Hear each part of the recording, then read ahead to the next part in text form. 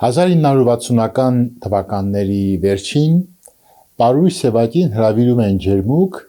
երիտասարդ գրողների հետ հանդիպման։ Ջերմուկում գործող գրական ակումբը ցանկանում էր իմանալ անվանի բանաստեղծի կարծիքը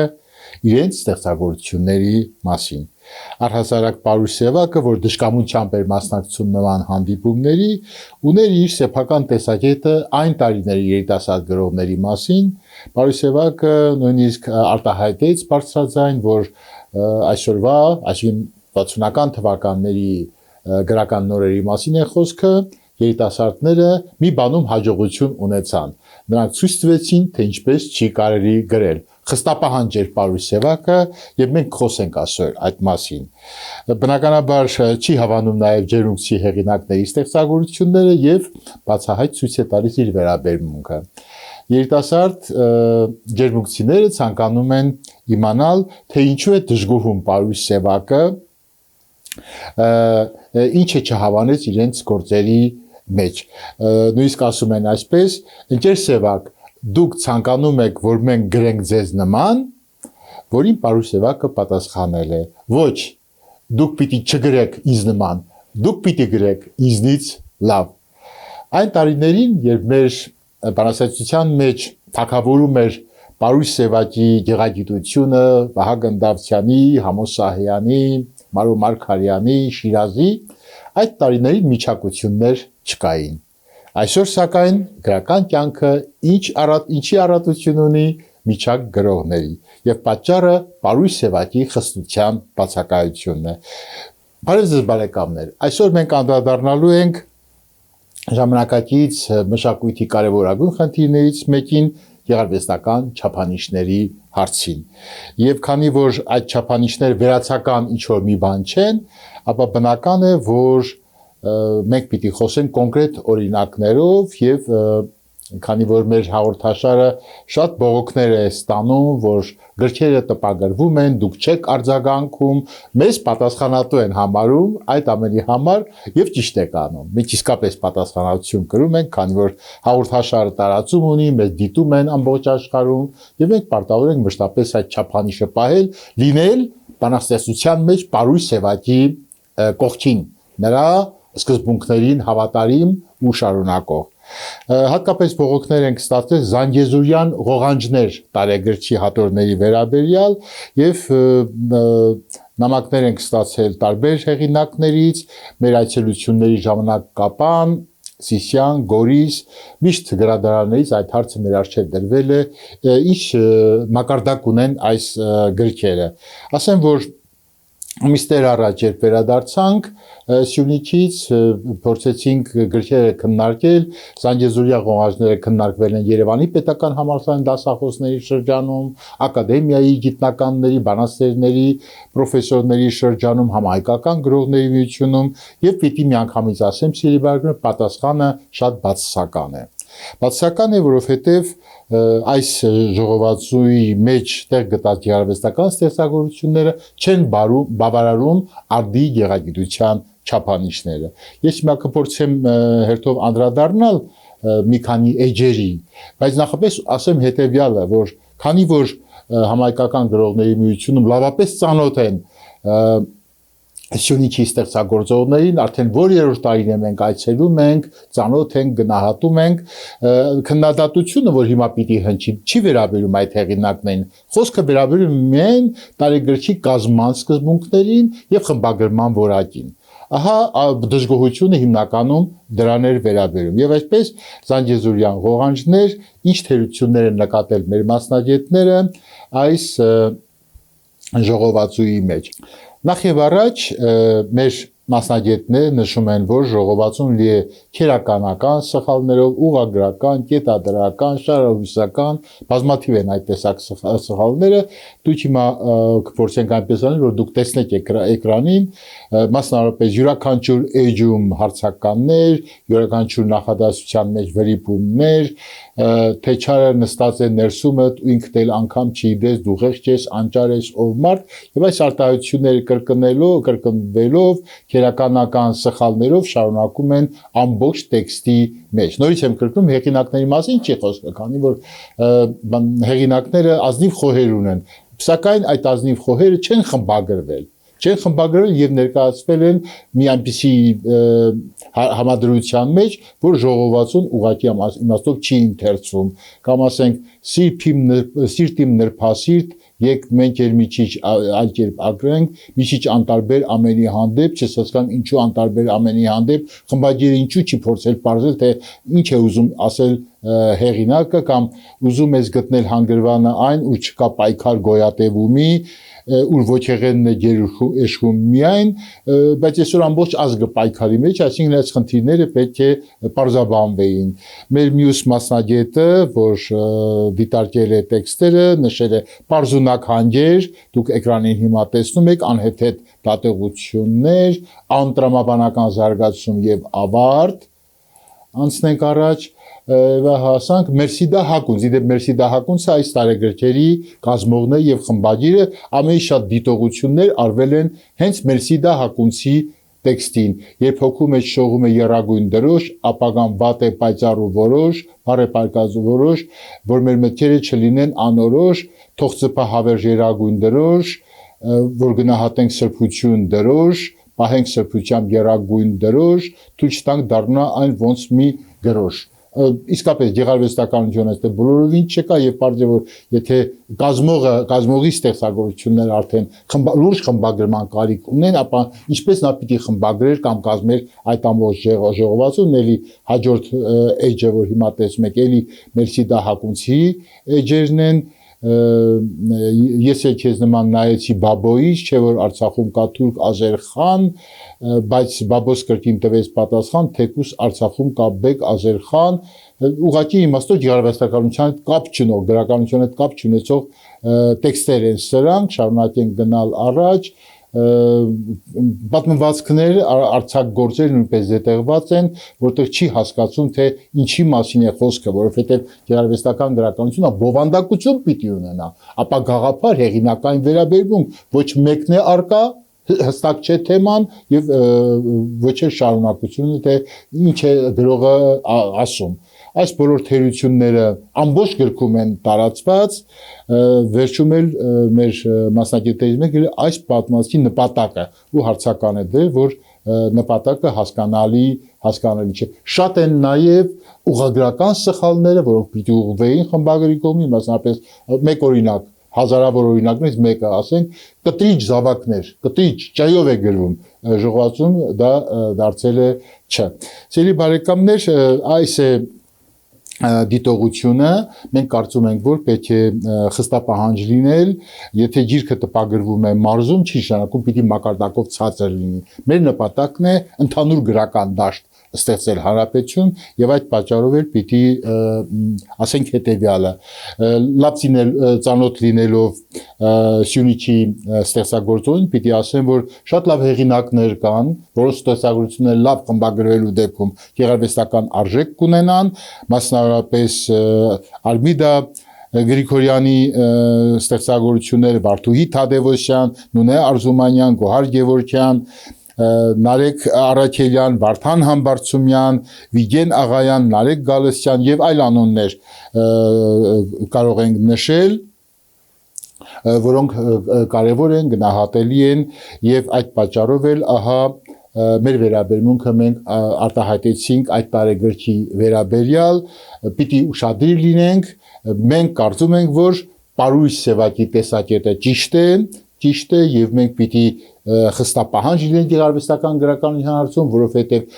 մեր հոգեկան աշխարհի վրա ազդում է ամեն տեքստ։ Եթե անորակ տեքստ է, ապա դա դառնում է հասարակական աղետ։ Սիրելի բարեկամներ, շարունակում ենք մեր թողարկումը եւ քրքին պիտի անդրադառնանք մարզային գրականությանը, այն ամենը ինչ որ կատարվում է մեր մարզերում, որովհետեւ մեր նոր դար հաղորդաշարը դիտում են մարզերում, շատ հետաքրքրված են, հետևում են մեզ եւ մենք պարտավոր ենք այդ պատասխանատվությունը կրում ենք բերհարության արժև անդրադառնալու այն գրական անցուդարձերին, որ տեղ են ունենում մարզերում։ Մենք մեր պատվիրակությունը այցելեց Դավիթ Բեկ գյուղ, շատ հետաքրքիր ճամփորդություն էր, դժվար ճամփորդություն էր, անցանք շուռնուխով, որ իսկապես վտանգավոր ճանապարհ էր ու ասեմ անկեղծորեն ծանր հեգ թողեց մեր հոգեկան աշխարհում, որովհետև հենց շուռնուխում, երբ մենք մեքենայով անցնում ենք շուռնուխով, ամբողջ ձախ եզրին Ադրբեջանը ողջունում է, որ դուք մեր տարածքում եք, որ Ադրբեջանը ողջունում է ձեզ, Ադրբեջանի տարածք է, մի 3 խոշոր պաստառներ մենք տեսանք։ Աջ մասում իբր թե հայկական մասը պիտի լինեն, դե ոչ մի պաստառ չկար, մի քիչ էր մեքենան առաջ շարժվեց, հենց աջ մասում տեսանք, էլի Ադրբեջանը ողջունում է մեզ, դա ուղղակի տհաճ էր, անցանկալի մի իրավիճակ, բայց բոլոր դեպքերում մենք պարզեցինք, որ չէ, գյուղը հայկական է, ուղղակի մերոնք վախենում են Հայաստան անունը հնչեցնել շուռնուխում, ցավալի իրավիճակ է։ Բայց մենք բոլոր դեպքերում հենց շուռնուխով անցանք, հերոսաբար անցանք, ինչպես վայրը գրողին քաջաբար անցանք այդ դժվար ճանապարհը, անտառի միջով, որտեղ վխտում են բնականաբար ադրբեջանցիները, իստեղացիները ասում են չի կարելի պարզապես այդ ճանապարհով գնալ, բայց գոնե իմ կեսագրության մեջ այդ գեղեցիկ փաստը մնաց, որովհետև դա իսկապես լավ արարք էր, որը մեզ համար շատ կարևոր էր։ Մենք այցելել էինք Դավիթ Բեկ գյուղ, որովհետև այնտեղ պիտի տեղի ունենար Արմիդա Գրիգորյանի գրքի շնորհանդեսը։ Արմիդան հերոս զավակ ծնած մայր է, իր որդին Արենը հերոսաբար կռվել, նահատակվել է հայրենիքի համար, գիրքը տպագրել է Համայնքական գրողների միությունը, եւ ես հիշում եմ այն պահը, երբ առաջին անգամ ձեռքս առա Արմիդայի գիրքը, հիշում եմ անմիջապես տողերը ինձ գրավեցին, ես զգացի, որ սա հայ մոր սրտառուչ խոսքն է իր ճակատագրի մասին, խոսք Աստծո հետ իսկապես, 2 տող ուզում եմ կարդալ սիրելի բարեկամներ, չգիտեմ ինչպես միտքս շարադրել, գիրքն այսպես է սկսվում, ինչպես թղթին տամ ծանրացած հոճիս, երբ մենակ ես մնում այս աշխարհում, երբ չկա ձեռքդ բռնող, եւ երբ հասկանում ես աշխարհում քեզ բաժին հասած դառնությունը, դու մնում ես քո Աստծո հետ մենակ, բայց արի ու տես, որ Աստված նույնպես երես թեքեց, անպատասխան մնացին հարցերը Աստծուն ուղղված, ինչի համար հենց քեզ ընտրեց, ինչպես որոշեց, որ դու ուժեղ ես, ինչպես հասկացա, որ կարող ես դիմանալ այս անտանելի ցավին, միթե դա փորձություն է, վերջապես ուր մնացին աղոթքներդ, չհասան երկինք, կամ եթե հասան, ինչու հենց քեզ հասավ այս դաժան պատասխանը, միթե ես մեղավոր էի, միթե չապրեցի խղճով, միթե չլսեցի խղճի ձայնին եւ ուրացա իմ Աստծուն, եւ հենց այստեղ էլ կտրվեց կապը իմ ու Աստծո միջև, աղոթքներս լռեցին, ես պապանձվեցի, խռովեցի իմ Աստծուց, կարծես լուր կռվի էլա աշխարհի հետ, բայց ինչով էր մեղավոր Աստված, միթե Աստված է հրահրում երկրի վրա անհաշտություն եւ պատերազմներ։ Սա սկիզբն է, իսկ ամբողջ գիրքը գրված է մեծ սիրով, այդ գիրքը մենք էինք տպագրել եւ տպականակը մեր մեքենայով այդպես շուռնուխով հասցրեցինք Դավիթ Բեկ գյուղ, եւ որտեղ տեղի ունեցավ շնորհանդեսը։ Ասեմ, որ դուք հիմա հնարավորություն ունեք հետևելու այդ շնորհանդեսին, որը բացառիկ գեղեցիկ էր, որովհետեւ երբ մենք հասանք շուռնուխ, արդեն հենց գյուղում հրապարակում մեզ էին սպասում եւ միջոցառման ժամանակ նաեւ Արենի արձանն էր բացվում, բոլորովին նոր եւ ելույթներ, հերոսի պանծացում, ինչ որ բնական է, աշակերտությունն է ներկա, Դավիթ Բեկի դպրոցի տնօրենը հիանալի խոսքով հանդես եկավ, մեր բանաստեղծուհի Սուսաննա Ղազարյանը իր բոցաշունչ խոսքով հայրենասիրությամբ համակեց ներկաներին, ահա մեր մասնակիցները, ովքեր այդ օրը շատ կարևոր իրենց ներկայությամբ հարգեցին հերոսի հերոսությունը, այո, մեր ժողովուրդը հերոս զավակներ ծնող ժողովուրդ է եւ փառք ու պատիվ այդ հերոս զավակներ տված մայրերին, ծնողներին, հայրերին, իդեպ ասեմ, որ Դավիթ Բեկը քանչերի գյուղ է, այս գյուղից պարզապես հագենալ, կշտանալ հնարավոր չի, որովհետև այստեղ է ծնվել Արամ Մանուկյանը։ Թեև մեր ճամփորդությունը դժվար էր ու չեմ թաքցնի շատ վտանգավոր որոշ հատվածներում, որովհետև բոլոր բարձունքների վրա գրեթե բոլոր իշխում են ադրբեջանցիները, ամեն ճանապարհ վերահսկվում է, բայց մենք հերոսաբար գնացինք, բայց գրողների պատվիրակությունը ինչի համար է, որ այդպիսի քայլեր չձեռնարկի եւ գլխավոր միջոցառումը հանդիպում Սյունիքի գրողների հետ տեղնցավ Կապանի մարզային գրադարանում։ Ասեմ, որ աննման միջոցառում էր, իսկապես աննման, դուք տեսնում եք էկրանին ահա լուսանկարները, հավաքված էին բոլոր ստեղծագործողներ, շատ սիրելի մարդիկ, բոլորի հանդեպ մեծ ջերմություն, իսկապես հոգեկան հրճվանք էր այդ սքանչելի մարդկանց հետ շփվելը, գրադարանը գեղեցիկ, պատշաճ, կահավորված եւ խոսք էր գնում այն խնդիրների մասին, որ մենք պիտի միասին իրագործենք, մենք մեր հոգատար վերաբերմունքը ցույց կտանք սյունեցի գրողների հանդեպ եւ դուք տեսնում եք ինչքան ուրախ լավ մթնոլորտում անցավ մեր գրական քննարկումը, ելույթ ունեցան Սյունիքում ստեղծագործող, Կապանում հատկապես ստեղծագործող գրողները, որոնք բոլորն էլ արտակարգ լավ մարդիկ են, միայն պակասում է մեկ ընդհանուր խնդիր, որ մենք ուզում ենք դնել բոլորի առջև։ Ասենք, ինչու պիտի բոլորս գրենք բանաստեղծություն։ Եթե մենք ուզում ենք տարեգիրք հրատարակել, ապա այդ տարեգիրքը պարտադիր չի, որ բաղկացած լինի միայն բանաստեղծություններից եւ մենք մեր սյունեցի հեղինակների առջև դրեցինք խնդիր, որ քանի որ մենք տարեգիրք հրատարակելու մեծ փորձ ունենք, ապա այդ տարեգիրքը պիտի ներառի տարբեր ժանրեր, պատմագիտական հրապարակումներ, հնագիտական հրապարակումներ, գանձարան է։ Ապա հիշեք Սյունիքի պատմությունը, Դավիթ բեկի իսկապես քանչերի պատերազմը Հայաստանի համար, նրա հաղթանակները, Մխիթար սպարապետին հիշեք, եւ ապա պատերազմը, որ շարունակվեց Դավիթ բեկից հետո, շատ մեծ զոհությունների գնով Սյունյաց քաջերը, Սյունյաց արծիվները պահեցին Սյունիքը հայ։ Այս ամեն ինչը պիտի մտնի տարեգրքի մեջ։ Եվ ես հիմա նորից դիմելով ու ողջունելով իմ սյունեցի բարեկամներին, իմ ողջույնը հղելով ձեզ, սիրելի ընկերներ, մենք շուտով հավանաբար 1-2 ամսից նորից ձեզ մոտ ենք լինելու, իմ խնդրանքը այն է, որ ստեղծագործեք նաև հայոց պատմությունը վերհանելու, չէ որ գանձարան է Սյունիքը, ամեն գյուղ մի հիշատակ ունի, ամեն բլուր մի հիշատակ ունի, ամեն գյուղում հերոսական կռիվներ են մղվել, ինչու մենք չգրենք մեր հերոսների մասին, չէ որ կարելի է փոքրիկ հոդվածներով անդրադառնալ դրանց վերհանելու համար մեր պատմությունը, որը մեծագույն արժեք է, եւ իմ խոսքի ավարտին ես ուզում եմ ձեզ հիշեցնել Սյունիքի մեծ հերոսներից մեկի անունը Գարեգին Նժդե, ով նաև գրող էր գիտեք եւ իր պատգամն է թողել սյունեցի գրողներին։ Հիմա ես դա պիտի փորձեմ ասել, որտեղ շատ եմ գնահատում Նժդեի խոսքը, Նժդեի արժանինքները, մեծությունը, իբրև ուսուցիչն է մեզ համար շատ կարևոր է։ Ում են պետք քո գրքերը, ասել է Գարեգին Նժդեը, եթե նրանց ընդերքի միջից չեն ծնվելու շանթանման հերոսներ։ Ահա սիրելի բարեկամներ, այս էլ ուզում ես ձեզ ասել, որովհետև գրական աշխարհը կարող է եւ պետք է ժողովրդի համար ստեղծի մի իրավիճակ, մի մթնոլորտ, պիտի գրվեն գրքեր, պիտի տպագրվեն տարեգրքեր, որոնց էջերի միջից պիտի բարձրանան, ծնվեն շանթանման հերոսներ։ Սա պիտի լինի մեր նպատակը։ Որքան էլ մենք ոճով մտածողությամբ տարբեր լինենք,